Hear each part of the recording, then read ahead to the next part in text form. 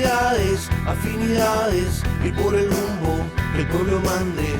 Latinidades, afinidades, que sepa el mundo, llega la patria grande. Llega la patria grande, un grito que se expande, el sable que se blande contra el blando y ese plan de dominación y fraude, sin traiciones que defrauden, puños que se cierran para que la convicción se guarde. Latinoamericano, cuestión geográfica, Latinoamérica hermano, integración empática frente a cotización, la concientización de la indignación hacia la digna acción en práctica. Latinidades, afinidades, y por el rumbo el pueblo mande. Latinidades, afinidades, que sepa el mundo, llega la patria grande. La patria grande.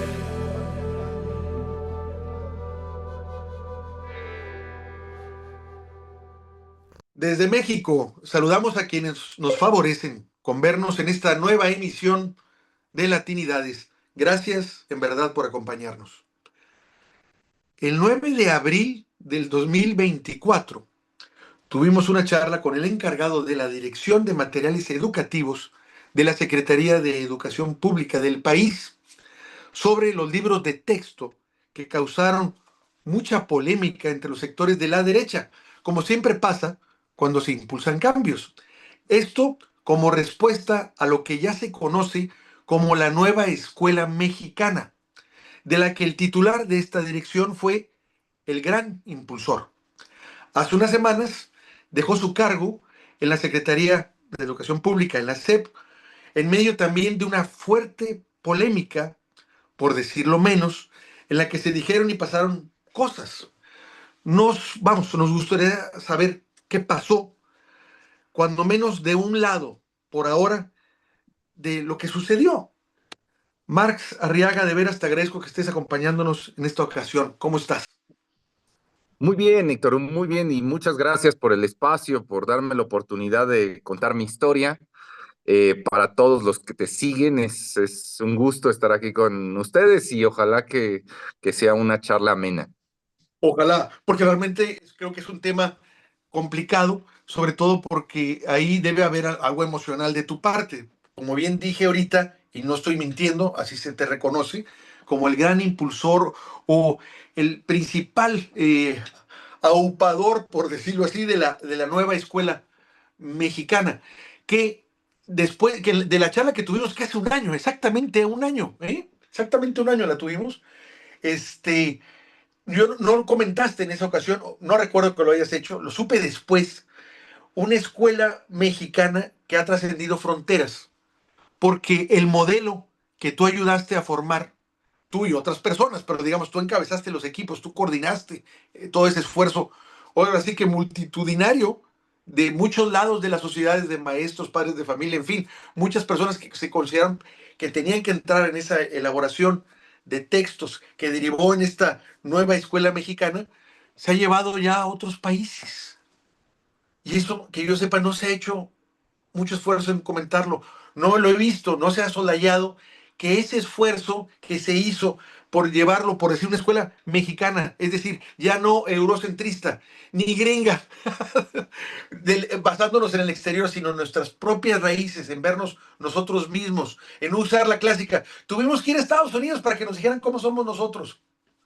Bueno, pues tú puedes decir si tú quieres, pero también puedes hacer tú un análisis propio contigo, ¿no? Bueno, que ese esfuerzo lo estén tomando en cuenta en otros países y que se haya llevado allá, que ellos estén tomando esa escuela mexicana para llevar, por decirlo así, la propia en otros países. Eso que yo no lo he visto, y si se ha visto necesita decirse más, porque implica realmente de cómo se aprecia el esfuerzo en el que tú participaste.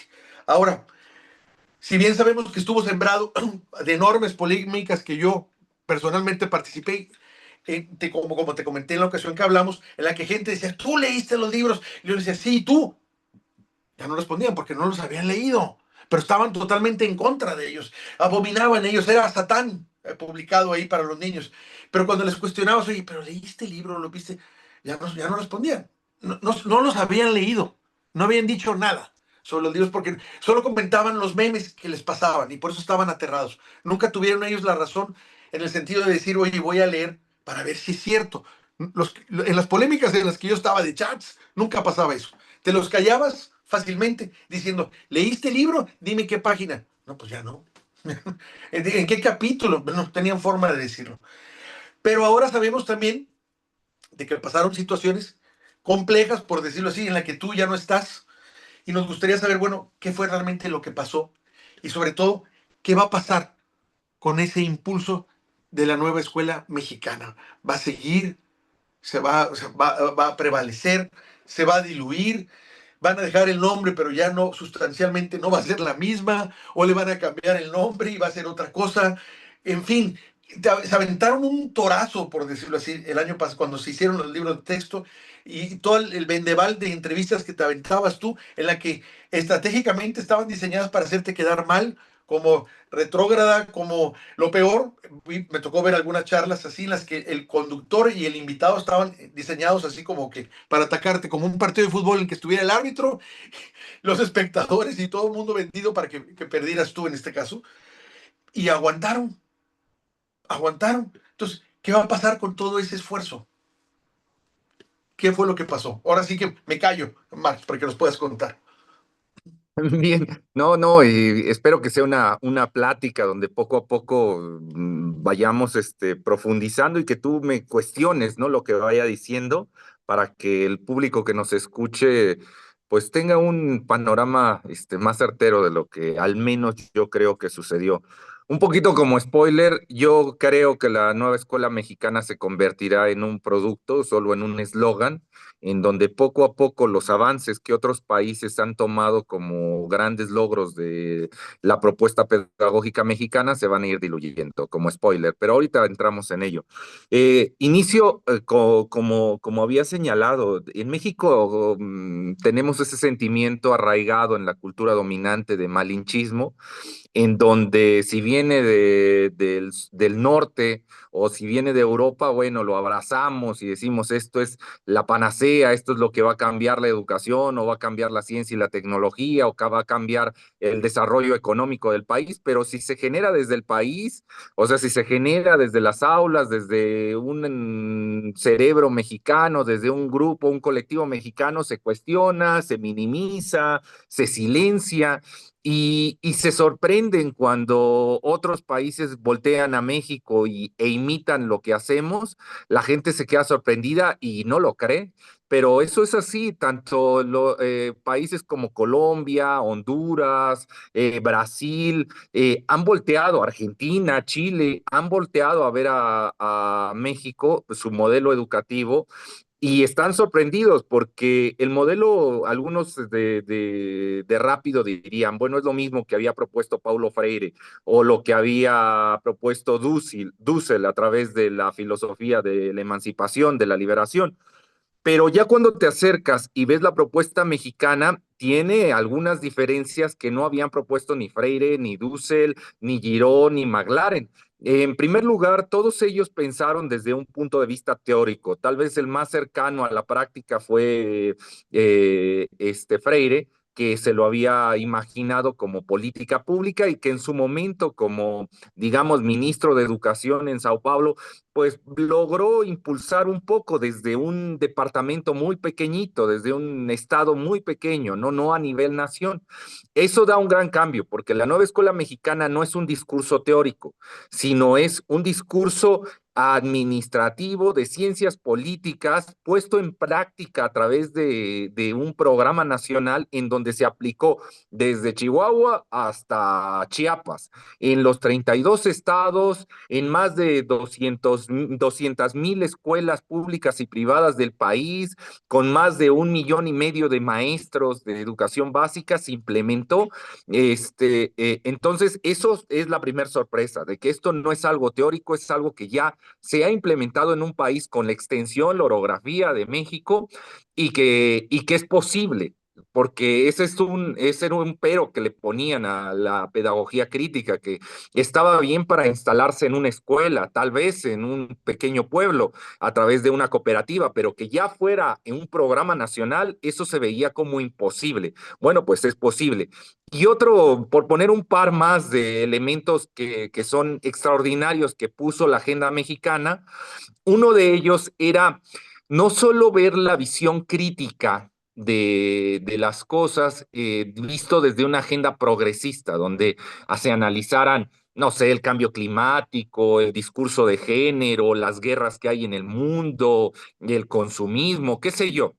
La nueva escuela mexicana territorializaba ese discurso crítico, es decir, hacía que cada una de las personas que participaban tomara conciencia y que no solo viera a los grandes antagonistas como estos grandes capitales, sino que desde su territorio viera que hay injusticias y desigualdades locales, cotidianas, domésticas, que son el primer punto de partida de esta toma de conciencia crítica. Es decir, no centrarnos en el cambio climático, sino lo que pasa al interior de casa con los roles familiares, por ejemplo, que hacen que sea injusta la relación entre el padre, el hijo, la madre, los hermanos, los varones, las mujeres, o sea, todo desde lo doméstico, desde lo real, desde lo cotidiano.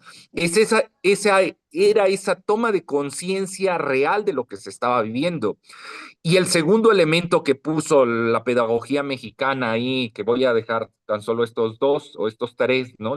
El que se pudiera aplicar a través de todo un país, el que la toma de conciencia de injusticias y desigualdades surgiera de lo cotidiano y de lo doméstico, y el tercero, recuperar los saberes ancestrales, pero no vistos desde la romantización de un gran México, una patria mexicana donde tal vez lo mexica es lo que domina todo, sino visto que cada territorio tiene saberes locales, saberes originarios particulares que debían ser recuperados para darle vida, no solo visto como una romantización del pueblo mexica, como la gran cultura que difundió, o del pueblo olmeca, no, visto cada una de las poblaciones desde sus orígenes tienen saberes que recuperaban los valores, las virtudes para desde ahí construir comunidad. Pondré esos tres elementos que a Latinoamérica les sorprendió y que ahora están imitando porque vieron que en la medida en que eso sucedía,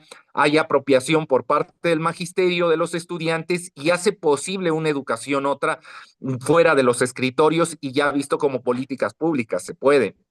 Ahora, ¿qué sucedió?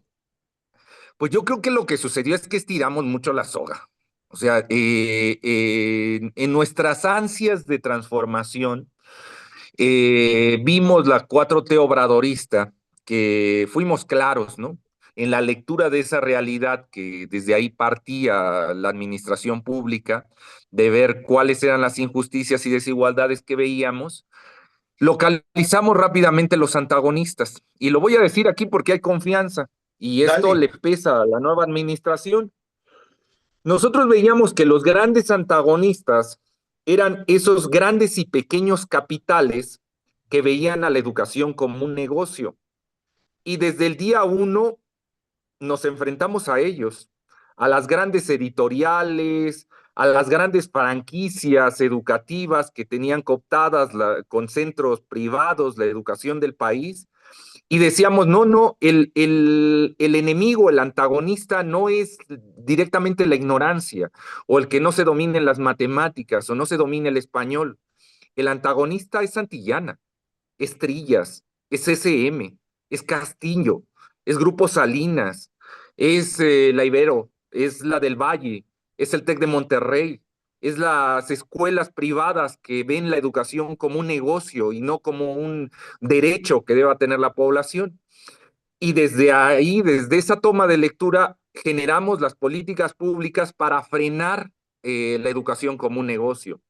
Claro, eso generó una molestia en los Enorme. empresarios de la educación profunda y se movieron en los medios de comunicación para satanizar el ejercicio, decir que nosotros éramos comunistas, que estábamos en contra de la ciencia, de la tecnología, pero lo que había atrás es que sabían que estábamos atentando contra sus negocios, que ya no estaban fluyendo los contratos a Santillana, a Castillo, a SM, que Grupo Natura, que UNESCO, que UNICEF, que acostumbraban a tener a México como su patio trasero, donde desviaban los recursos del erario para sus programas, pues ya no fluía el dinero. Los intelectuales orgánicos que traían ellos de las universidades que les servían para legitimar todas sus triquiñuelas, pues ya no tenían tampoco contratos ni espacio dentro de la secretaría, ya no se hablaba con ellos, ya no se les pedía informes, ya no se les pedía que dieran su opinión de cómo iba la educación, ya no se les pagaban sus grandes becas y eso molestó. Fue una batalla dura de 6 años en donde dejamos el listón muy alto, porque yo me siento muy orgulloso que cuando terminó la gestión obradorista, no había ni un solo contrato, ni a Trillas, ni a SM, ni a Castillo, ni a Santillana, ni a Grupo Prisa, ni a UNESCO, ni a OCDE, ni a UNICEF, a ninguna organización nacional, internacional, se le delegaba la responsabilidad del Estado para dar el derecho a la educación, a ninguna.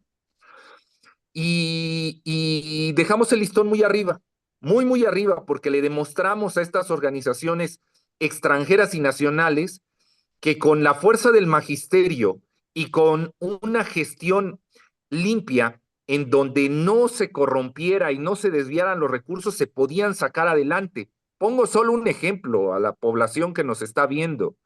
107 libros.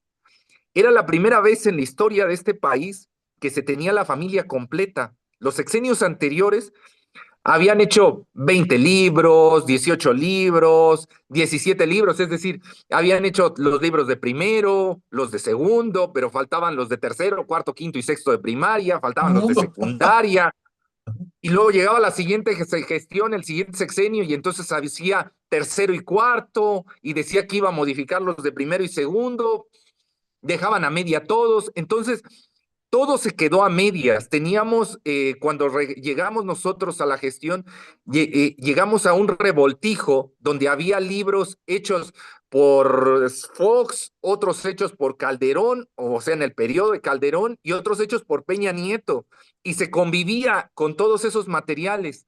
Bueno, pues en el gobierno de Andrés Manuel fue el primero en la historia, el primero desde épocas de López Mateos, que se inicia el programa de libros de texto hasta la actualidad, nunca se tuvo la familia completa, siempre fue un revoltijo.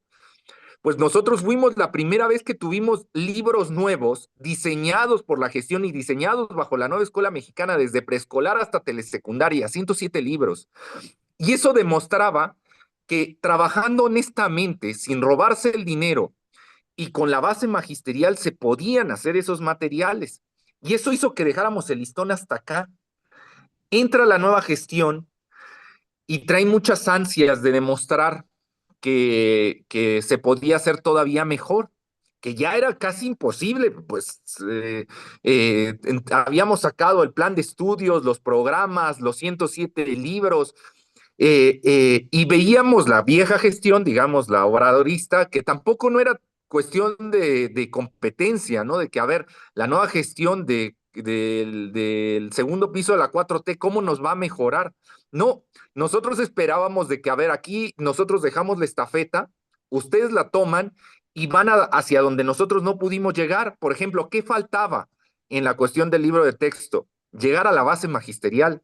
Teníamos los libros, pero no se había logrado en los 6 años dar el acompañamiento a la base magisterial para el uso de esos materiales. Hacía falta un despliegue territorial para que se discutiera todas las posibilidades del plan de estudios, de los programas, de los libros de texto. Eso no se hizo. Se entregaron los materiales y el magisterio tuvo que interpretarlos. Es un magisterio inteligente el que tiene México. O sea, también no hay que decir que se entregaron y que ellos no supieron qué hacer, ¿no? Pues todos son profesionales de la educación, pero había una interpretación de cada uno de ellos de lo que era la nueva escuela mexicana. Faltaba hacer una integración, una sistematización donde el diálogo llevara a discusiones que en lo aislado pues no se podía o que estaban mediadas por la cultura de cada uno, ¿no? Y por las limitantes de cada uno de los maestros. O sea, hacía falta ese gran diálogo. Bueno, yo esperaba que hacia allá se apostara, pero no, la nueva gestión decía, si ustedes hicieron 107, nosotros lo vamos a hacer 108. Y cuando vieron lo difícil que era, pues regresaron otra vez y luego escuchando aquí a Santillana, a Trillas, a SM, que dicen pues sabes qué, si te juntas conmigo, nosotros hacemos 109, 110, 120, porque estamos acostumbrados como editoriales a hacer estos grandes programas editoriales de ventas. Pues vieron que la salida más sencilla era acercarse a los grandes capitales que nosotros habíamos desplazado. Ahora, ellos les dan cierta comodidad porque ellos tienen los medios de comunicación. Entonces lo vimos nosotros ahora con mi cese. O sea, si tú prendes a Televisión Azteca o a Televisa, todos aplaudieron mi salida. O sea, Así es. estaban contentísima. La prensa tradicional decía, qué bueno por Claudia Sheinbaum y por el Mario Delgado, porque ya sacaron a ese comunista que había hecho un daño a la infancia haciendo esos libros. Qué bueno que los van a cambiar, qué bueno esto. O sea, alentando. Y eso atrás de esas voces que estaban, pues, los grandes empresarios, las grandes editoriales que estaban asusando, pagando a los medios para que la decisión que habían tomado de cesar a materiales educativos, pues el gran público, la gran población lo vea como algo bueno, y que se allanara el camino para los contratos que vengan, ¿no? Para la entrada de la iniciativa privada, la entrada, y ya lo estamos viendo, la entrada de la OCDE, de UNESCO y de UNICEF a la Secretaría de Educación Pública. Después de ellos van a venir las editoriales. Ya entró Zorro Rojo, que es una de los conglomerados que hace materiales educativos.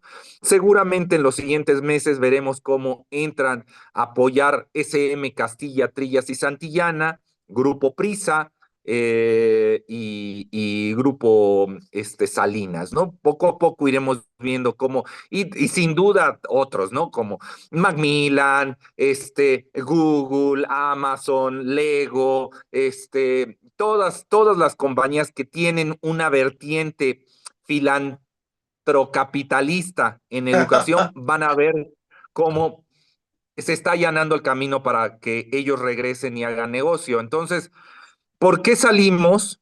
Pues porque fuimos incómodos a esos grandes capitales, porque fuimos incómodos al bloque conservador. De hecho, ya para cerrar y darte pie al diálogo, textualmente si me preguntas, pero ¿cuál fue la gota que derramó el vaso? La gota que derramó el vaso es que se nos mandan unos oficios para que cambiáramos los libros del maestro. Los libros sin receta se llamaban, el libro que llevaba el maestro, que eran 6, 7, 8, 9, 10 libros del maestro, si no mal recuerdo. 10 libros que desde preescolar hasta telesecundaria que se llevaban, y querían de esos 10 materiales que se convirtieran en uno, todos se integraran en uno. Cada libro contaba con unas 250 páginas en promedio, pues querían que se redujeran de esas 2.500 páginas a unas 170, más o menos. Por ahí está el oficio que hice público, Pero que se eliminaran. está complicado hacer eso. Está complicado. Y, y ellos colocaban ahí los capítulos de los libros que decían que eso no servía, que eso había que eliminar. Todo lo que tenía que ver con conciencia crítica, con conciencia de clase, con luchas históricas, eso lo eliminaban. Y lo que más dolió, y cuando yo me rehusé a modificarlo, es que había capítulos destinados a la memoria histórica, a la guerra sucia, donde se consignaban los asesinatos del 68, del 71, la guerra de baja intensidad, los asesinatos de Lucio Cabañas, de Exacto. Genaro Vázquez, los asesinatos de Ayotzinapa, de Nochixtlán, y solicita la gestión cambiarlos. Esto no es nuevo, ya Héctor, esto antes ya había sucedido cuando salieron los libros. Grupo Monterrey, dueños de múltiples empresas en el país, entre ellas el TEC de Monterrey, vinculados a la familia Garza Sada, dueños de Grupo Monterrey, bueno, parte de los dueños, habían solicitado cuando salieron los libros que no apareciera la Liga Comunista 23 de septiembre y que no apareciera la acción política que desarrollaron, en donde Que fallece Eugenio Garza muere, Sada. Ajá. fallece Eugenio. Que no se mencionara no solo el fallecimiento, sino el contexto sociopolítico que generó y el vínculo que tenían los Garza Sadas con la política en ese momento, que generaron las condiciones de corrupción para que el pueblo se levantara y luchara. Y esto no querían que se supiera eso. Y entonces hubieron muchas presiones cuando salió el libro en su momento. Estamos hablando en el 2023 para que no apareciera el tema de Garza Sada en los libros de texto. Claro, en aquel momento, nuestro anterior presidente dijo, esto es memoria histórica y lo mínimo que podemos hacer en cuestión de memoria histórica es que la gente conozca, porque es lo mínimo. De ahí tendría que, lo natural sería que después de conocer, quede ya fijado en la historia y se resarzan los daños, ¿no? Se trate de remediar los daños que se ocasionaron para después de ahí el nunca más, generar las políticas públicas para evitar que acciones de ese tipo vuelvan a suceder en un futuro, ¿no? Se puedan suceder en un futuro. Bueno, pues el presidente decía, si no podemos llegar a resarcir los daños ocasionados por la guerra de baja intensidad, si no logramos llegar hasta ahí, al menos que se conozca. Es lo menos que podemos hacer en esta cuestión de memoria histórica. Y se les cerró la puerta a Grupo Monterrey, se les dijo, están molestos de que aparezca, pues miren, no es nuestro problema, o sea, no lo hubieran hecho, ¿no? No hubieran tenido el vínculo con el gobierno corrupto de ese momento, no hubieran hecho estos negocios, no hubieran tal, no hubiera sucedido y no estuviéramos hablando de este tema, pero aquello sucedió, implicó el asesinato de todas estas personas, implicó los abusos, las injusticias, aparecerá en el libro. Bueno, ya en aquel momento se intentó, pues estamos que en el 2025-26, por el mes de noviembre del 25, se vuelve a intentar que desaparezcan esos temas del libro de texto, pero en este caso sí encuentran respuesta favorable para ellos. Mandan ese oficio y yo digo desde la dirección, no vamos a modificar el libro de texto, no vamos a quitar la memoria histórica y ese fue la gota que derrama el vaso en donde se me pide el cese porque me negué. Y no lo digo yo, lo dice nuestro secretario de Educación, donde él dice textualmente, se le pidió y él dijo de una manera rotunda que no se le quitaba una sola coma al libro de texto. Y sí, sí, así lo dije, que no íbamos a modificar una sola coma del libro de texto, estábamos defendiendo nuestro patrimonio, nuestra historia, nuestra memoria. Y ese fue el motivo del cese, la salida. ¿Te refieres a que concretamente fue el oponerte tú, o tener una posición firme de que no se modificara el libro de texto en referencia a la solicitud, por decirlo así, del Grupo Monterrey, en este caso? Fue concreto. Sí, Mira, qué chistoso que me comentes eso, porque de alguna forma, por medio de otras personalidades, por ejemplo, Pedro Salmerón está sacando a la luz, haciendo un revisionismo de este grupo. Y hace unos días tuve una charla también con un historiador muy joven aquí en Monterrey, Nuevo León, hablando precisamente sobre el grupo Monterrey, que causó mucha polémica, incluso entre miembros del grupo que está decidido y que me facilitaron mucha información y se le hice llegar al historiador para que tuviera una idea también más clara de todo el proceso. Entonces me llama la atención es que ahorita me digas tú precisamente que eso fue lo que fue la gota, como dices tú, el que se nombrara otra vez el asunto de Eugenio Garza Sada. Digo, eso me hace muy impresionante lo que estás diciendo, precisamente por la concatenación de hechos que te estoy mencionando. Vaya, entonces no hubo, simplemente era no aceptas, bueno, sales fuera, porque acá la idea era que desapareciera, no que se modificara, que se borrara ese evento en México, que fue fuerte, pues no nomás para México, para empezar aquí, para el Estado, ¿no? Lo que sucedió fue algo, pues, que no se esperaba. Yo estaba muy chico cuando pasó, pero sí me acuerdo el ambiente de Nuevo León, que era muy enrarecido, era de pesar, de preocupación. Mis padres estaban preocupados. No se sabía qué iba a pasar a raíz de la muerte de él, si iba a haber un golpe de Estado. No se sabía, pero no había ánimos, es lo que te quiero decir. La gente estaba muy asustada y muy cerrada ante ese hecho que pasó. Pues mira, pasó. O sea, comentaron muchas cosas que no querías tú hacer los cambios al texto que se te había dicho, que no habías puesto a mujeres también, que no les habías dado juego en la participación histórica.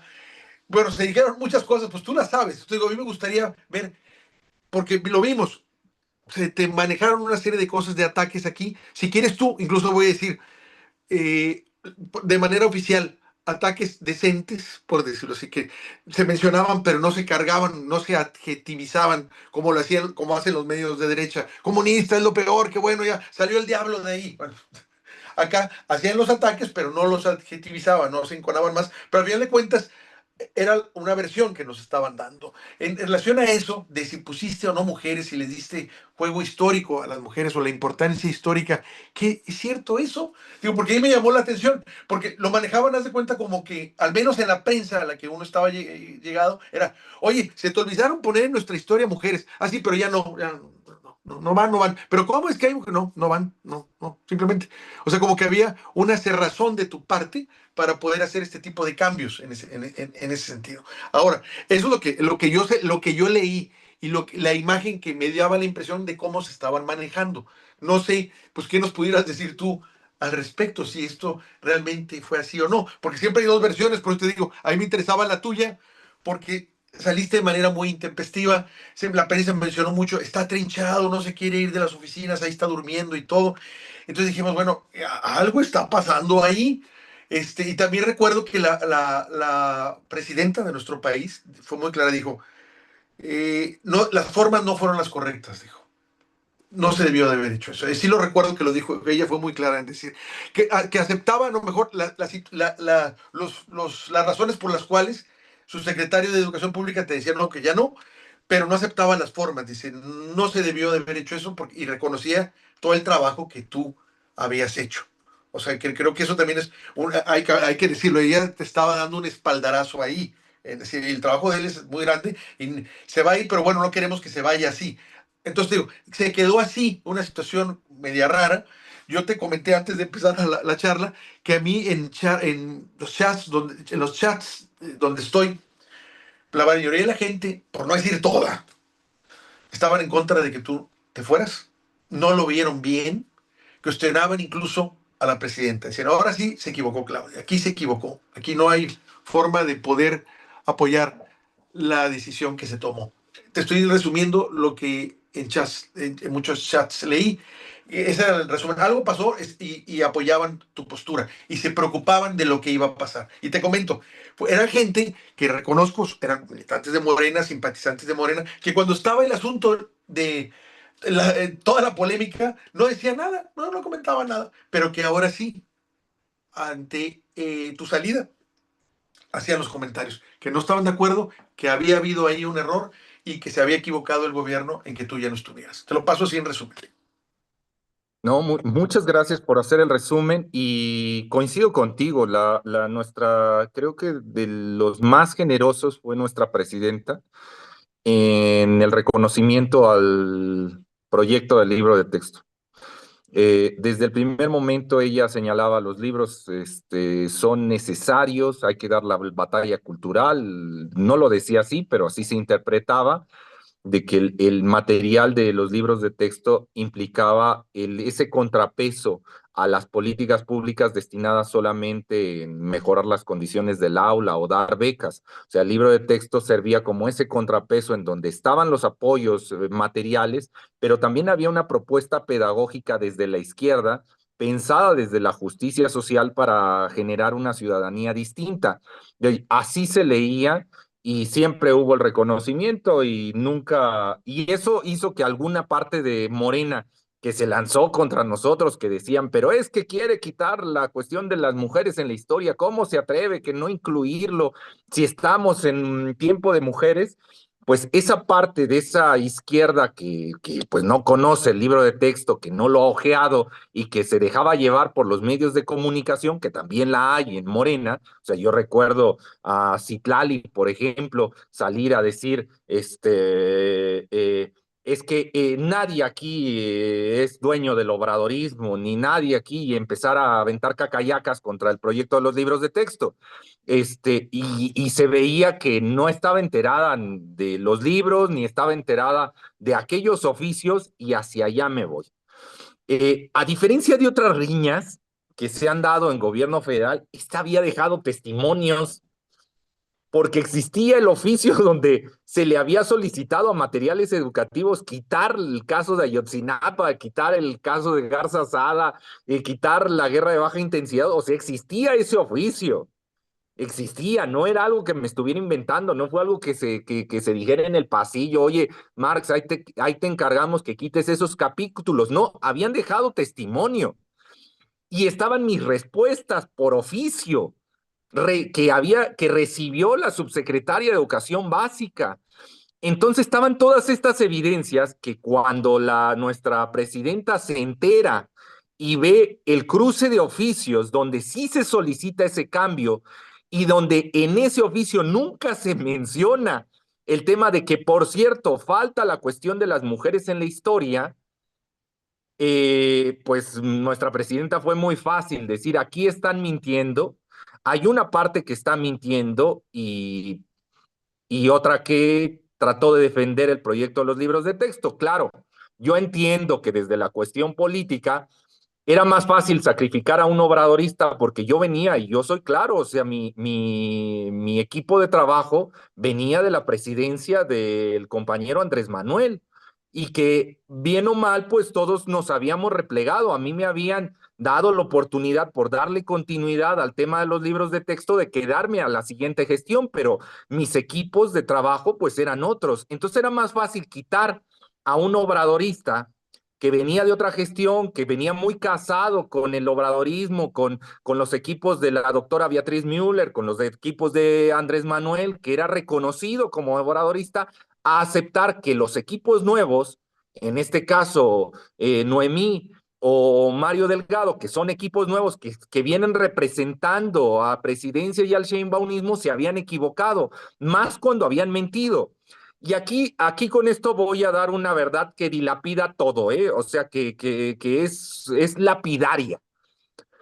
Resulta que cuando dicen la gran mentira de que no existían los libros el tema de las mujeres en la historia en los libros de texto, lo hacen al ver el problema que tenía la nueva gestión, ¿no? Cuando se dan cuenta el error que cometieron de intentar quitar por quedar bien con los empresarios el tema de la guerra de baja intensidad, al ver ese error que habían cometido, ellos meten la carta de las mujeres. Y como era hombre, y ellas eran mujeres, especialmente Noemí, entonces creo que pensó que al meter esa carta iba a ser muy fácil seguir el discurso oficial de que es época de mujeres y que un macho mexicano, texcocano, se había empecinado a no modificar los libros y que ella había solicitado solo la incorporación de las mujeres en la historia. Se sube a ese barco, que era una mentira total. Se sube a ese barco y espera que en el discurso los medios de comunicación, la misma nuestra presidenta, lo tomara, abrazara y dijera: pobre mujer, pobre subsecretaria, frente a un macho mexicano como Marx, necio, terco, pueblerino. Pobre mujer se enfrentó contra lo que estamos peleando. Ella creo que vendió todo, puso su apuesta en esa verdad que estaba construyendo, en ese relato, dirían los de medios de comunicación, en esa narrativa, genera esa narrativa y la coloca en la mesa. Pero tenía dos problemas.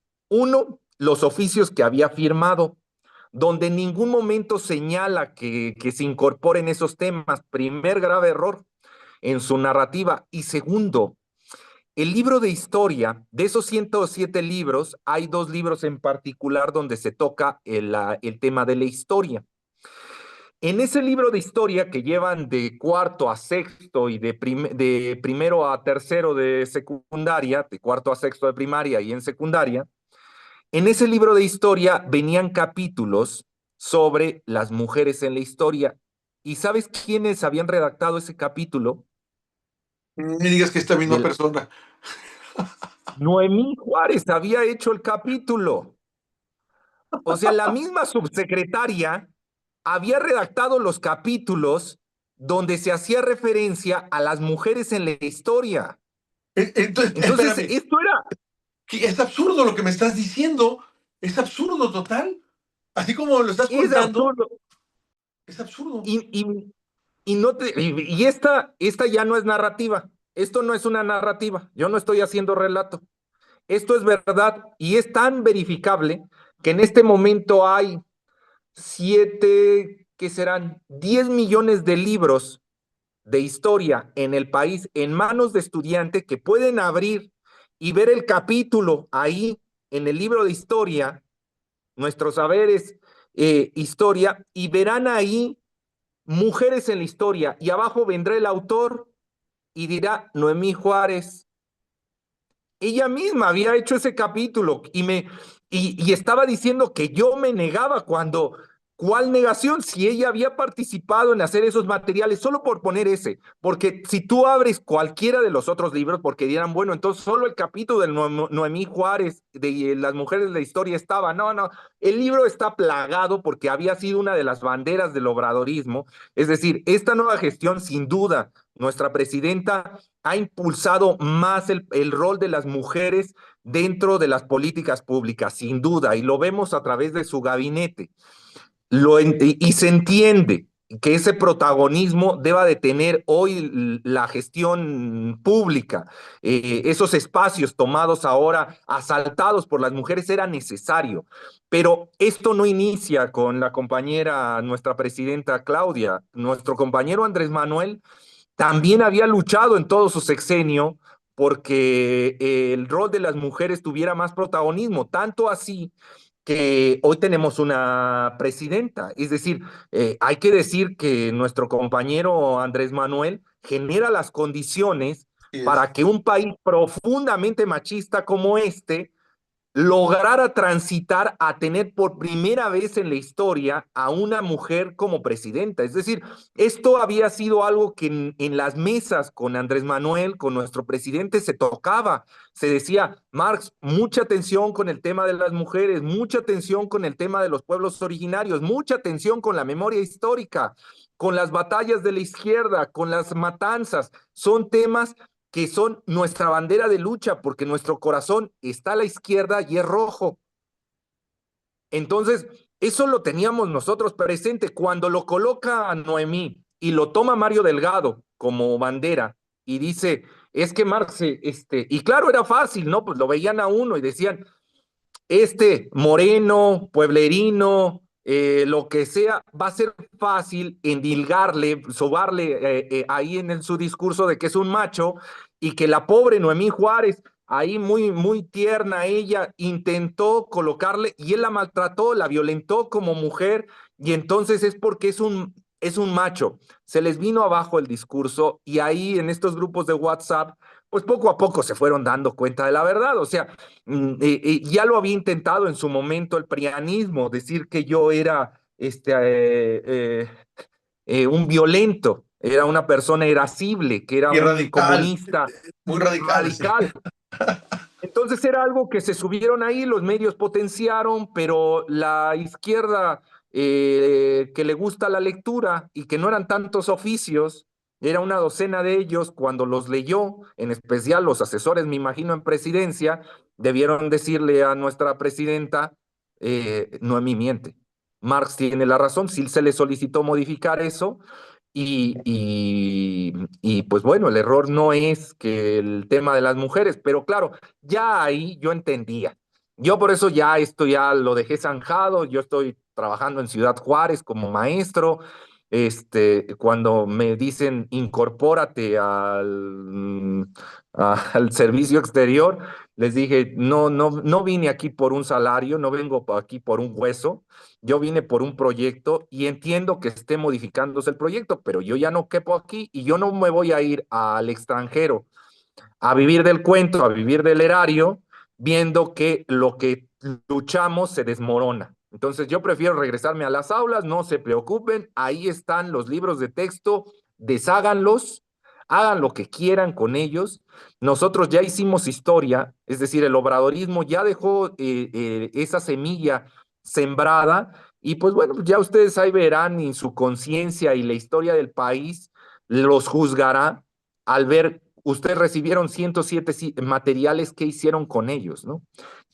¿Cuál fue su aporte para la gran transformación? Pues mira, me llama la atención y voy a soslayarlo. Estás hablando de que ella participó precisamente en esos libros de texto donde se habla de mujeres.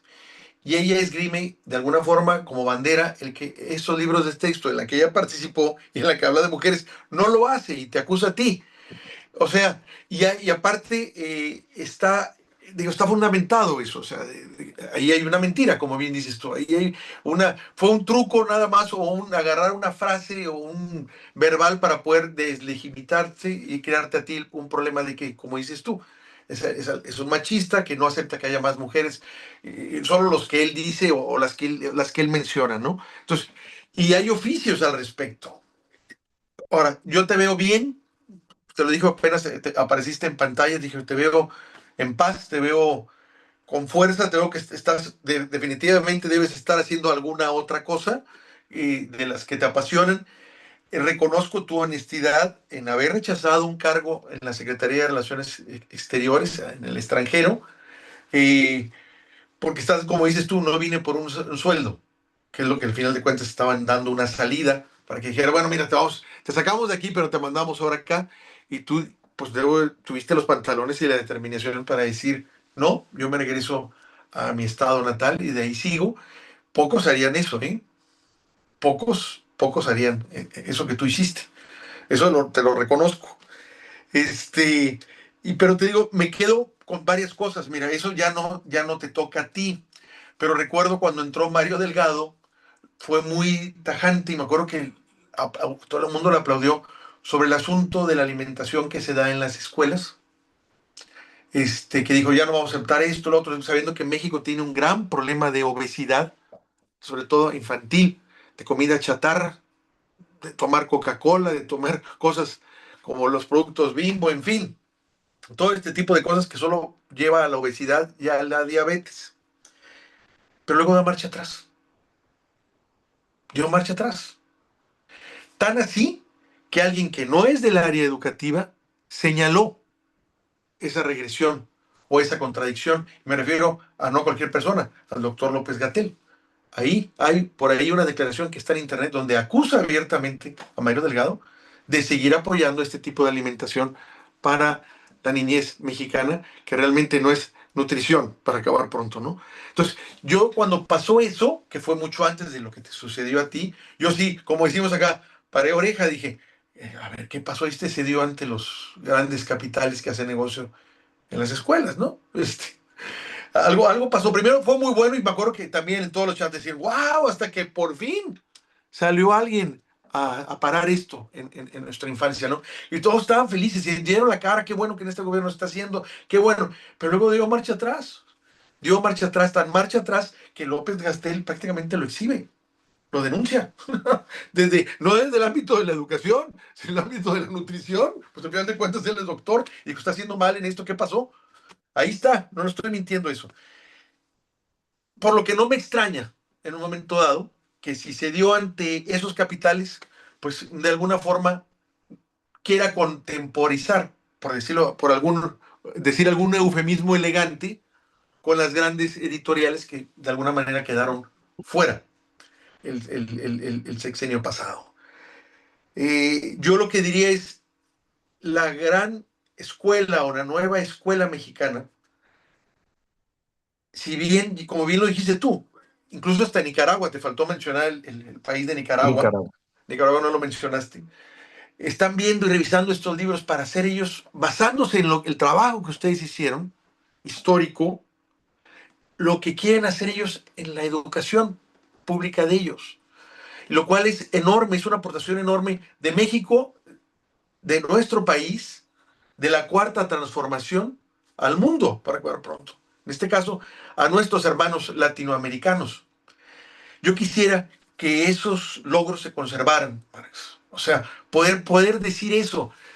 que un hondureño, un nicaragüense, un colombiano diga, ya no me traje los libros de Europa, ya no fui por los grandes intelectuales de la educación de Estados Unidos, ni ya no, me basé en México para hacer el mío propio.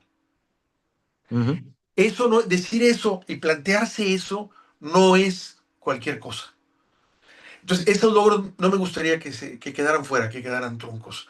No me gustaría que, como dices tú, si no se puede llegar, como dijo Andrés Manuel López Obrador, al punto de resarcir a los que fueron víctimas de la historia, de alguna manera, que lo trató de hacer y lo hizo cuando obligó al Estado mexicano, a través de la secretaria de Gobernación en ese entonces, Olga Cordero, a pedir perdón, en este caso a Lidia Cacho, por poner un ejemplo, del abuso que tuvo el Estado cuando lo manejaban partidos anteriores, en este caso el PRI y el PAN. Entonces, me refiero, entiendo perfectamente la voluntad de él, pero decir, bueno, si no se puede, porque a veces no se puede, porque ya no están las condiciones, cuando menos decir que ese hecho estuvo aquí. ¿Y cuál es la idea de decir que estuvo ese hecho? Que no se repita. Así Eso es. es todo.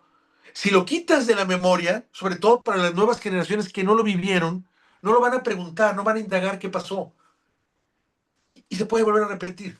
El que no se mencione como historia obliga prácticamente a que caigas en una amnesia que puedas volver a repetir el mismo error. El hecho que esté escrito, que se comente, que se denoste o que se pueda decir, mira, hubo cosas buenas, hubo cosas malas, te da la conciencia suficiente para saber si repites el hecho y va hasta dónde o de plano no lo llevas a cabo y planteas otro.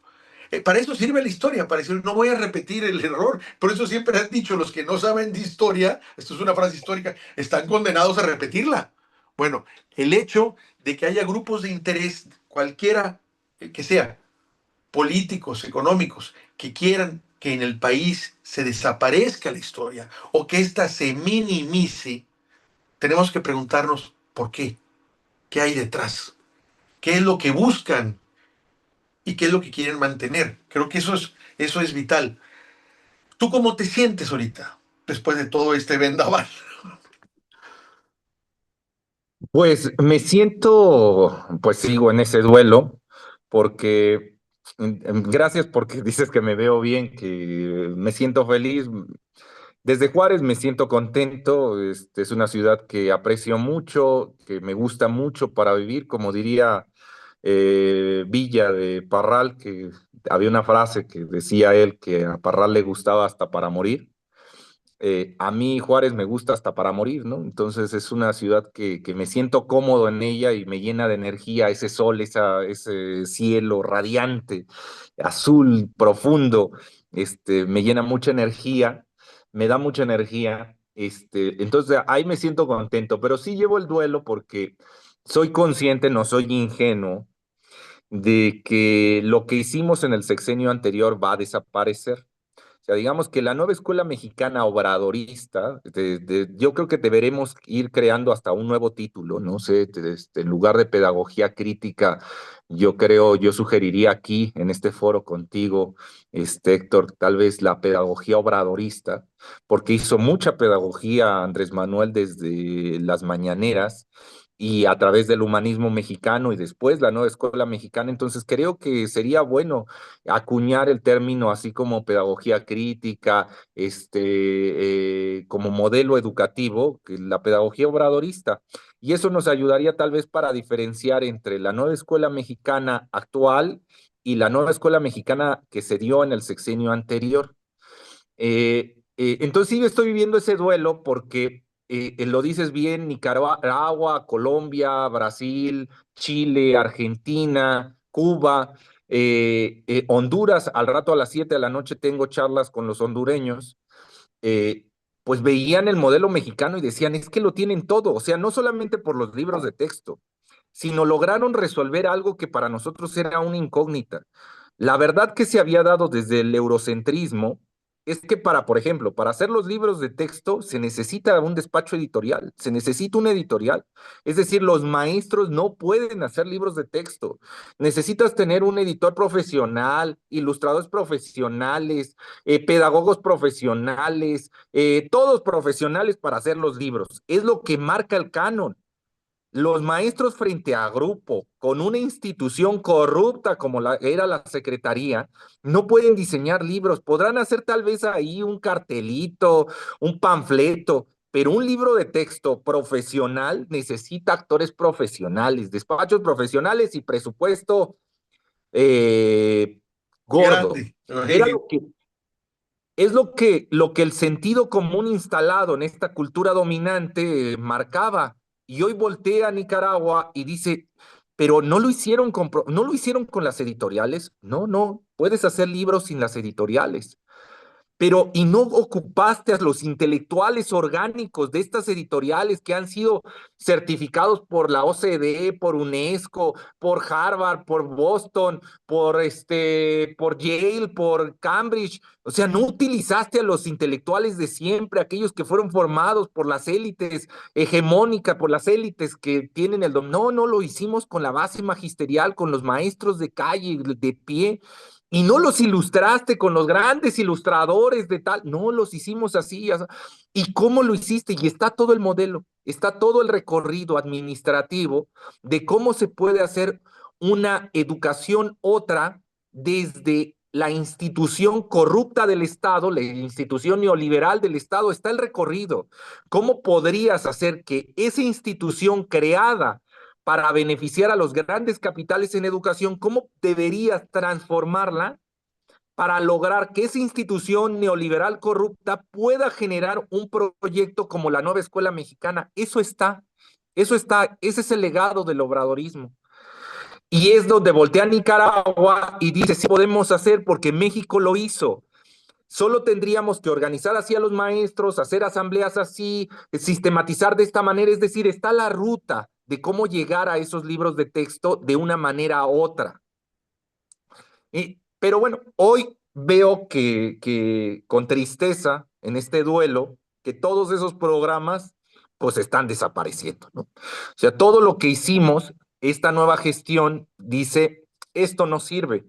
Primero, aquí hay que decirlo, porque dirá Héctor, ¿y por qué no? Pues si son obradoristas todos, la 4T, o sea, por qué administrativamente la nueva gestión tiene tanto rechazo a las políticas públicas de la vieja gestión? Es decir, ¿por qué no van a hacer los libros ni el modelo educativo como lo hacían ustedes? ¿Es solamente por envidia? Que ya ahí es suficiente, porque dirán muchos filósofos, por ejemplo, Unamuno, dirá que el gran vicio, el gran pecado de los pueblos latinoamericanos es la envidia.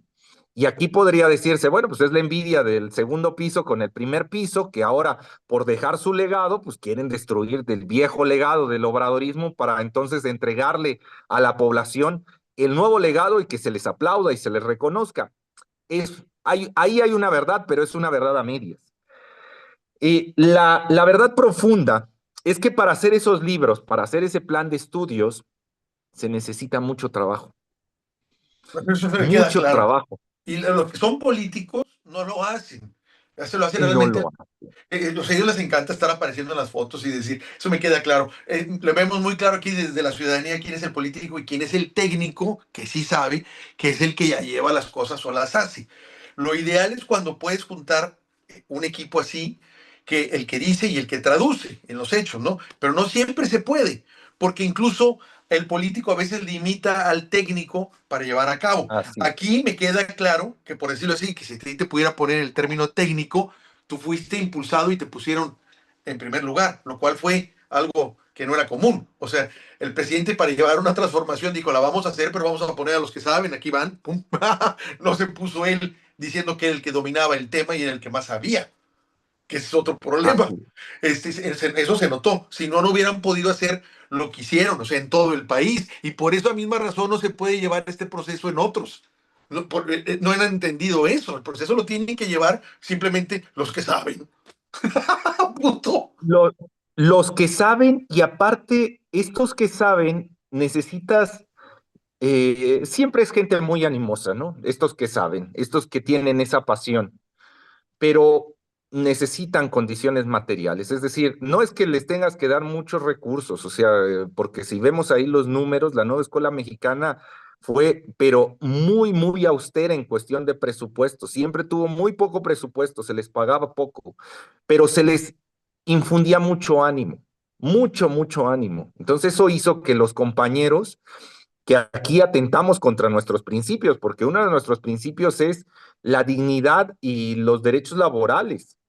Y nosotros, muchos de los que trabajamos en la nueva escuela mexicana, nos tragamos esas palabras y dijimos, bueno, si tenemos, nosotros deberíamos estar luchando por unas jornadas de trabajo justas. Y lo justo es 8 horas, 40. Lo justo, luchemos por esas 40, pues nosotros no dábamos 40. O sea, nosotros trabajábamos 13, 14, 15 horas al día y no teníamos vacaciones, no teníamos fines de semana, no pedíamos viáticos, nuestro mismo salario lo invertíamos en el proyecto. Solo así salió la nueva escuela mexicana sobre los hombros de los maestros que creían en una transformación y en una democracia educativa y sobre funcionarios públicos que se la creyeron, que decían, yo no soy un funcionario público. Yo estoy aquí haciendo un trabajo prácticamente heroico. Estoy transformando un país siguiendo a Andrés Manuel, que todos los días se levanta a las 4 de la mañana, tiene reuniones de seguridad, sale a ver el país. Yo estoy acompañando a este héroe. Estamos haciendo una gesta heroica. Si no tienes todas estas condiciones, el funcionario dice, ¿cuántos libros hay que hacer? 107 no son muchos. ¿Sabes cuántos están planteando la nueva gestión? 3. O sea, ¿Cómo? 107, o sea, sí, salió y dieron bombos y platillos de decir que ahora, como la falta era que no había libros sobre mujeres, que se van a hacer libros de historia sobre las mujeres, y van a ser tres libros, es la meta que se ha puesto de, ¿Qué? de libro A ver, pero estás pasando de 107 a 3. O a sea, tres. ¿qué pasa ahí? O sea, no estoy entendiendo cómo que 3 libros. ¿Ese es el gran logro? Ese es ¿Tres el gran libros? logro. Pero lo entiendes, Héctor, porque cuando ves a la gente que invitaron, no son maestros frente a grupo, son compañeros, mira, y me caen bien, a muchos de ellos los conozco, o sea, me caen bien, pero es gente que viene de élites culturales, que se levanta van a decir, a mí qué me importa, ¿no? La gente se puede levantar y acostar a la hora que se le antoje. Se levantan a mediodía, se toman el cafecito, tienen que ir a sus reuniones culturales, dizque por la tarde ahí avientan 2, 3 líneas, echan un rollo aquí y allá, y así pasan sus días. O sea, ellos ya son más sujetos de vitrina, son élites culturales que no están acostumbradas ya a sentarse a las 3 de la mañana, estar trabajando toda la mañana, redactando, corrigiendo, yendo con la base. Los mismos maestros, los que diseñaron los libros, dirás, Marx, ¿y cómo hacían los libros de texto? Bueno, pues iban a las 7 de la mañana a sus escuelas, daban clase de 7 a 1, a 2, a 3 de la tarde, regresaban a casa, comían rápido y se ponían a redactar. Y a las 9, 10 de las noches nos mandaban el borrador de los avances y nosotros tomábamos a las 10 de la noche porque no se los podías pedir a las 8 o 9 de la mañana porque estaban dando clases.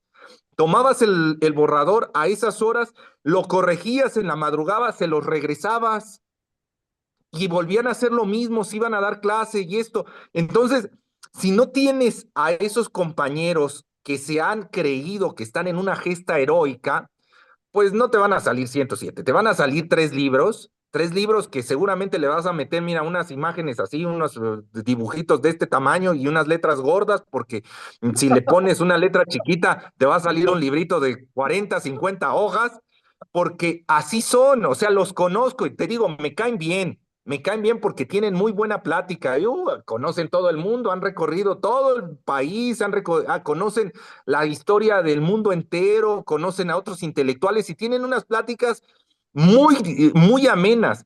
pero es gente que ya no chambea al ritmo de Andrés Manuel, o como trabajaba Andrés Manuel, o como trabaja nuestra presidenta Claudia. Entonces, cuando les dices a estos intelectuales orgánicos, vamos a organizarnos a hacer un libro, sí lo van a sacar, pero van a hacer cosas pequeñitas. No están dispuestos a entregar la vida en ese proyecto. Y esa es la diferencia entre la nueva escuela mexicana del obradorismo y lo que otros intentan hacer imitándola. La nueva escuela mexicana del obradorismo se sostuvo sobre hombros de gigantes. Esos maestros que tomaron los proyectos y que hicieron los libros de texto eran unos gigantes, que estuvieron dispuestos a dar sus clases, a destinar sus tardes, sus noches, sus fines de semana con la esperanza de lograr la gran transformación, imitando a quién, al gran gigante, Andrés Manuel López Obrador. Entonces, Ah, ese es, digamos que lo que les hace falta y ahí es el obstáculo que se tiene. Pero bueno, regresando a la pregunta, sí me siento nostálgico al ver y de repente me dicen, oye, ya el proyecto de las fogatas donde se hacían los círculos de estudio ya lo están desapareciendo. Ya van a quitar este libro, ya están diciendo que van a modificar esto, ya están diciendo, y sí lo entiendo, lo van a modificar todo, y es ver, por ejemplo, un gran obra que se produjo en el sexenio y ver que ya le están cambiando de color, le están quitando esto, y que se va a derruir, que va a acabar sucumbiendo.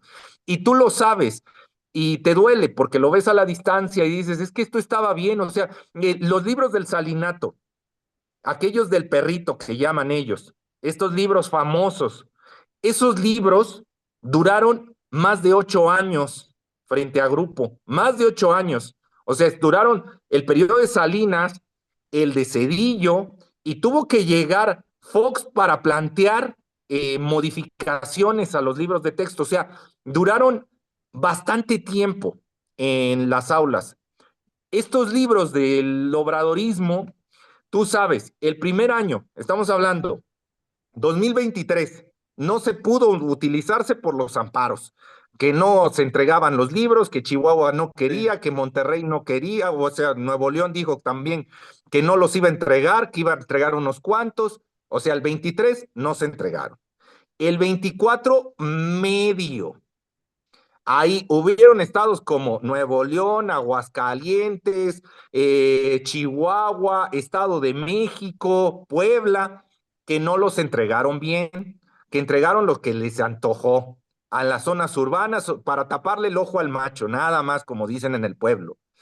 O sea, es hasta este año, este periodo, en el 25-26, que por primera vez tenemos una distribución parejita, que ya Chihuahua dijo, órale, pues Nuevo León sigue todavía en las suyas, y por ejemplo, los libros del maestro es el único estado que estos libros que querían quitarle el tema de la memoria histórica, esos libros nunca se han conocido en Nuevo León.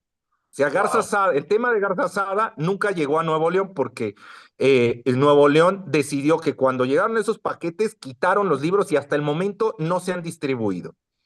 Y ahí sí nadie ha dicho nada. O sea, tú puedes preguntarle a cualquier maestro de primaria y secundaria, decirle, oiga, ¿y estos libros de sin receta, el libro del maestro, usted lo recibió? Y te van a decir todos, no, yo nunca lo recibí. Ni siquiera sé que existe, porque el gobierno de Nuevo León dijo, esto no se reparte, pero digamos que más o menos es hasta este año que tuvimos un reparto de los materiales. Bueno, pues, ¿cuánto tiempo de vida tuvo los libros del obradorismo? Un año, porque ya los están cambiando. Dice, es que todo es perfectible. Mira, yo aquí tengo un montón de obra, ¿no? Pero tengo este de Nietzsche. Imaginemos el anticristo. Aquí tengo el anticristo de Nietzsche. Aquí Pues me está. van a decir, oye, sale muy bien Marx con ese libro. La derecha va a decir eso. Te va a decir que si no es biográfico. ¿Te imaginas la locura, Porque lo dejan desde el sentido común. Dicen, es que todo libro es perfectible y por eso vamos a mejorar los libros de texto porque tienen errores, es perfectible. Dicen, no, venga ya, o sea, con calma, compañeros. Es como decirme que aquí tenemos la obra de Nietzsche y hay que corregírsela porque es perfectible. O sea, aquí se equivocó Nietzsche y ¿sabes qué?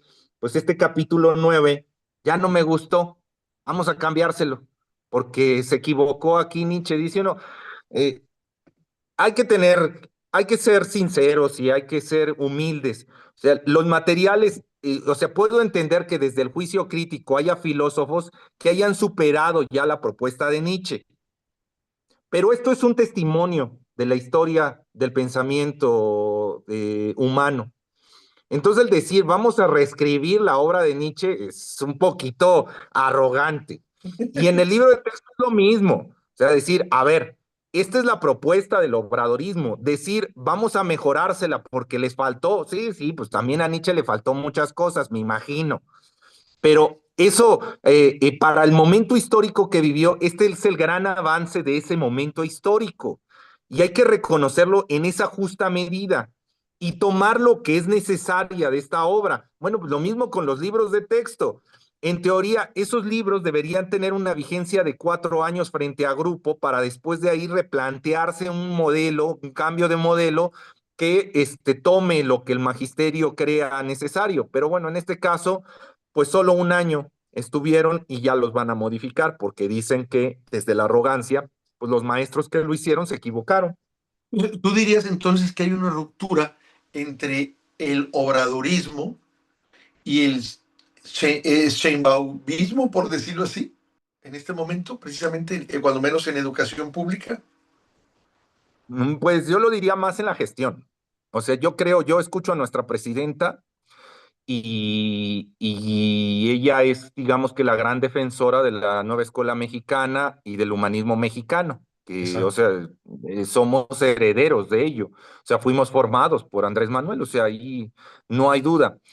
Aquí estamos hablando a nivel administrativo y yo diría, la SEP corrupta del obradorismo sí tiene una diferencia, hay un choque con la SEP corrupta del periodo de Claudia Sheinbaum.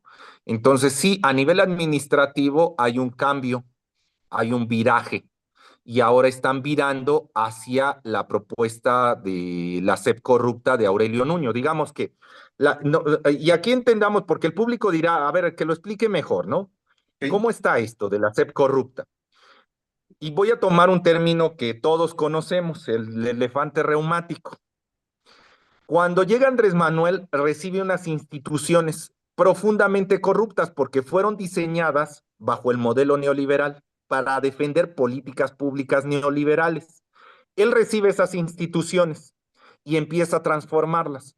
Entonces hay una ruptura entre la SEP corrupta neoliberal de Aurelio Nuño o de Peña Nieto, para ponerlo a nivel presidencial, con la SEP corrupta del obradorismo. Esta transformación intentaba Andrés Manuel hacer una refundación de las instituciones, pero no nos alcanzó el tiempo. Transformamos algunas cosas, como el área de los libros de texto, ¿no? Los materiales educativos, pero el andamiaje de la institución neoliberal se mantuvo.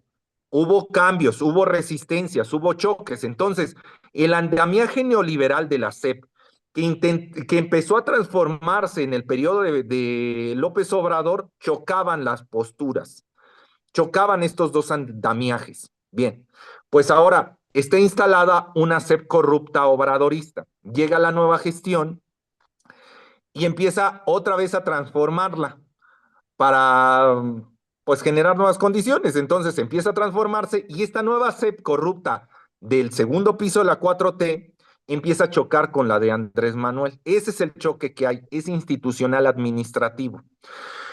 Pongo más claro, nosotros teníamos claro que no podíamos sentarnos a negociar con los grandes capitales, o sea, para que veamos las diferencias. O sea, nosotros no íbamos a pactar con Trilla, Santillana, SM, Castillo, OCDE, UNESCO, UNICEF.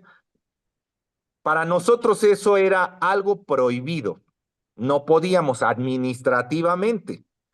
En cambio, para la nueva gestión, esas prohibiciones se levantan y hoy pueden pactar con Coca-Cola, con UNESCO, con UNICEF, con OCDE, con BlackRock, con Prisa, con Santillana, con Trillas, con Macmillan, etcétera, etcétera. Y entonces ahí vemos las diferencias. Entonces yo digo que a nivel de principios, el obradorismo y el sheinbaumismo son lo mismo, a nivel de principios. El problema es a nivel administrativo. A nivel de políticas públicas sí hay diferencia entre las instituciones neoliberales que heredó Andrés Manuel y las instituciones neoliberales que recibió nuestra presidenta Claudia Sheinbaum.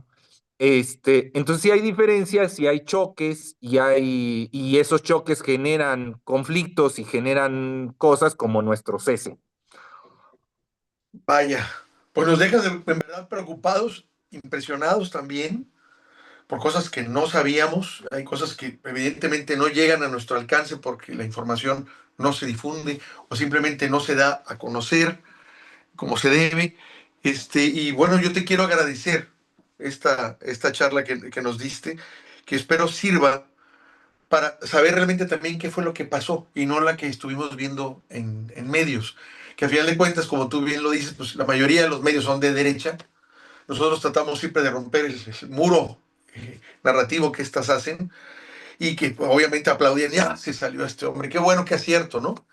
Y como te digo, sí, eso lo decía la derecha, los medios de derecha y sus gentes orgánicas, pero la gente común, la que estaba en los chats, se cuestionaba y decía, no, esto no, algo está pasando, no está bien, porque llegaron a sentir realmente que la propuesta de la nueva escuela mexicana en el país no solo estaba funcionando, sino que de alguna manera los incluía, les pertenecía. Por eso la gente repelaba cuando pasó esto. Y te digo, esto es reciente, pues tú tienes muy poco que saliste. La gente estaba muy molesta y todos decían, ahí se equivocó Claudia. Lo atribuían a la presidencia en el sentido de que estaba respaldando la decisión. A lo mejor la presidenta lo que hace es decir, yo pongo a los ministros o a los secretarios, más bien, no ministros, perdón, los secretarios, y ellos ya deciden las políticas que llevan a cabo. Yo ahí no me meto a nivel pues, de secretarías. Algunos también lo pensaron así.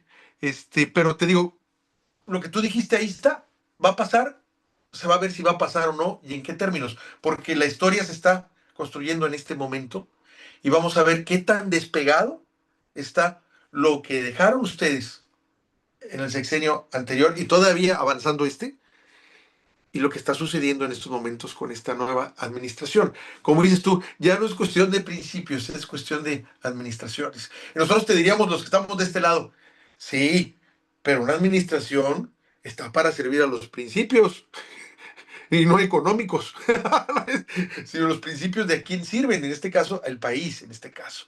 Es lo que estamos viendo, ¿no? Ojalá este derrotero no sea para peor. Y vuelvo a insistir, si se puede hablar de una nueva escuela mexicana, que esta bandera se mantenga, porque está siendo bandera para nuestros países hermanos. Si ya nuestros países hermanos reconocieron que es un gran avance educativo el que hizo México, ¿por qué el retroceso? ¿Por qué el retroceso? Diría yo. Vamos a ver qué pasa y de veras te agradezco, Marx, esta charla que nos diste. Te dejo ya, yo me callo ya para que nos despidas. No, no, gracias a ustedes por el espacio.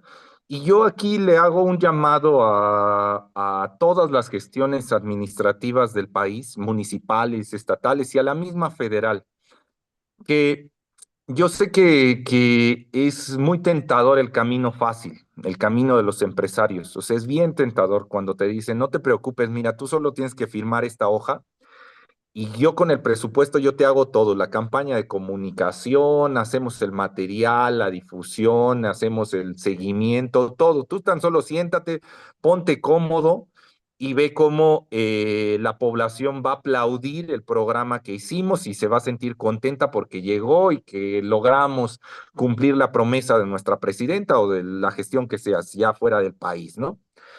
Yo sé que ese camino fácil es muy tentador, pero ese camino fácil para la izquierda no trae buenos resultados, no trae justicia social. Eso lo único que genera es simulación y engordar aún más los bolsillos de los grandes capitales, de los lobbies que tienen cooptado al Estado.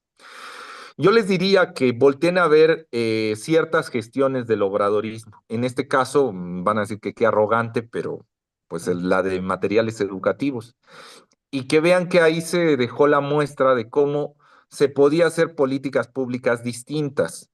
Y ahí están nuestros resultados, ahí está el plan de estudios, los programas, los libros de texto, porque hablamos de esos 107, pero también tenemos más de, son 230 adaptaciones de esos materiales a 20 lenguas originarias, que se dice rápido, pero también Pero, llevó su trabajo. O sea, wow. nuestro programa editorial fue gigantesco, se vincularon a miles de personas, entonces ahí está una prueba de que se puede hacer política pública sin estar al lado del empresario y que da otros resultados. Algunos aquí me escucharán y dirán, ¿qué riesgo? O sea, si el empresario es bueno, si el empresario puede ser bondadoso, porque es el discurso que traen algunos, diciendo se puede hacer alianza con los empresarios buenos, aquellos que tienen una conciencia crítica según ellos y que son mesurados, ¿no? Que sí quieren un beneficio, o sea, sí van por el lucro,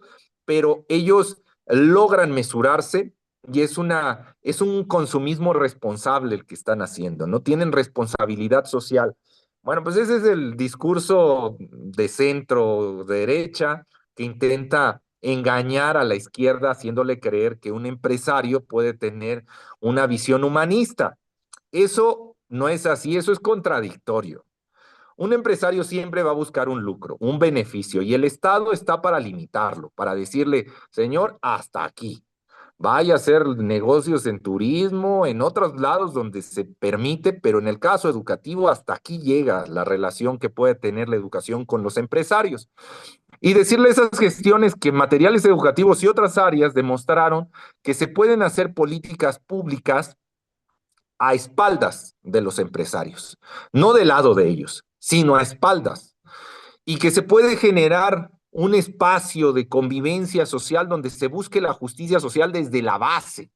Entonces está ahí, hay pruebas, hay documentación de cómo se pudieron llevar a cabo esos programas y que sin duda es difícil los primeros meses porque no están las instituciones diseñadas para ello, pero se puede. Aquí la invitación a todos ellos para que se alejen de las organizaciones civiles empresariales que buscan el lucro en materia educativa, aunque sea de manera moderada, que se alejen de ellas, se acerquen a la base magisterial, al pueblo, y desde ahí se forme una educación, unas políticas educativas otras, distintas. Se puede hacer, se puede hacer. Y pues bueno, yo seguiré desde Juárez, dando la batalla. En unas semanas estaré en Guerrero acompañando a los compañeros en la montaña alta para hablar sobre cómo hacer proyectos desde la pedagogía obradorista o desde la nueva escuela mexicana obradorista.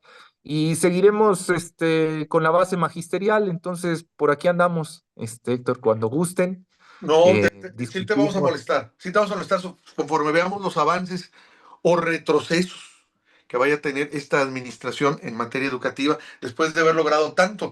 Pero ahí dejo el dato. Ese dato ahí está. Tú lo estás diciendo porque ahí está. De 107 libros a 3. Me debes un chorro, cuate. Un Sí, chorro. sí. Pero un Ahora chorro. todavía no lleva ni uno, ¿eh? Tres en promesa. Ahorita no lleva nada. No hay nada. Ya van 2 años. Nosotros, hay que decirlo también, ¿eh? Yo llegué, o sea, llegó la gestión de materiales educativos con la maestra Delfina. Estamos hablando que nosotros llegamos a finales del 20.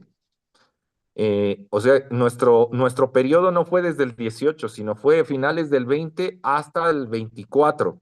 Y nosotros entregamos los materiales, los 107 libros, más los otros en un periodo de 3 años. Entonces ellos ya quemaron, pues prácticamente dos. Pues vamos a ver, todavía hay 4 años de sexenio. Veamos si se ponen a las pilas y empiezan a generar los materiales que dicen que debieron tener el obradorismo, los que nos equivocamos y que ahora sí nos cae en la boca y dicen, bueno, pues este es el camino de la izquierda. Yo lo veo complicado, o sea, siempre que escuchen a los organismos internacionales, o sea, entender que UNICEF no está por México, UNICEF está siguiendo la agenda que le dicta Estados Unidos. UNESCO no se diga. ¿Quién está atrás de todos ellos? El Banco Mundial, el FMI, BlackRock, o sea, todos estos organismos que están buscando optimizar las ganancias económicas a través del lucro de la naturaleza o del capital humano. No, yo creo que están cometiendo un error al acercarse a ellos cuando deberían estar acercándose a la base y que sea a través del pueblo, porque como decía Andrés Manuel, que parece que estas frases solo eran trilladas, pero ahí está la clave del obradorismo. Solo el pueblo puede salvar al pueblo. Cuando tú volteas y traes a UNICEF para que salve al pueblo, error. UNICEF no va a salvar al pueblo. UNESCO no va a salvar al pueblo. La Embajada de Estados Unidos no va a salvar al pueblo. Solo el No, para pueblo nada. puede salvar al pueblo. Pero tú, si tú tienes contacto, imagino, como obradorista, y sabemos que tienes contacto con Beatriz Gutiérrez Müller, no sé si sigas en contacto con el expresidente, nos gustaría que le Sí. hicieras saber una cosa, que él lo debe saber ya, pero nosotros ya lo constatamos. Así como la derecha ha utilizado el modelo de Trump, vemos ahí a Milei, a Noboa, todos basándose en lo que dice Trump para sentirse trumpistas y manejar la derecha. Yo me preocupaba porque decía, ¿cuál va a ser el antídoto? El antídoto ya está. Lo está haciendo Iván Cepeda en Colombia, utilizando las frases obradoristas literal, y le está Exacto. haciendo el candidato sorpresa, Ricardo Belmont, allá en Perú, que fue varias veces a las mañaneras y que fue dos veces alcalde de allá en Perú, y que ahorita es el candidato sorpresa Abrazos, no balazos. para ganar la primera, que está utilizando las frases obradoristas. O sea, tenemos un antídoto a la izquierda para enfrentarnos precisamente a la hegemonía norteamericana genocida, que es lo que está pasando ahorita. Ya salimos del tema de educación, pero esto también es educación. Hay que tenerlo en cuenta. Marx, ya no te quito tiempo, gracias, y sí te vamos a molestar. Nos interesa saber por dónde andas. Quedo pendiente, muy Con amable. gusto. Desde Gracias. la hermosa frontera juarense, les mando un fuerte abrazo. Te lo mando también yo. Quedamos pendientes. Gracias por todo.